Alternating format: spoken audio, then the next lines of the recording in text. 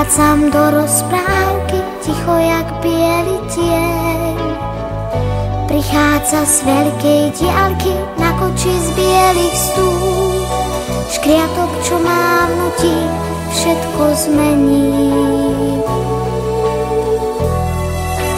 Keď ku mne príde sen, vždy pritúlim sa k bábe, ležím a zrazu len sklznem jak po hodvábe na cestu z krásnych dúch, na ktorej stojí hrad z bielých siení. Sám kráľ ma víta vždy na nádvorí,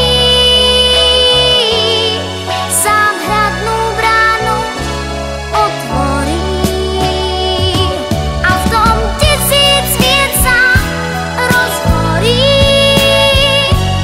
Vždy víta ma na nádvorí sám kráľ a celú noc len mne dvorí.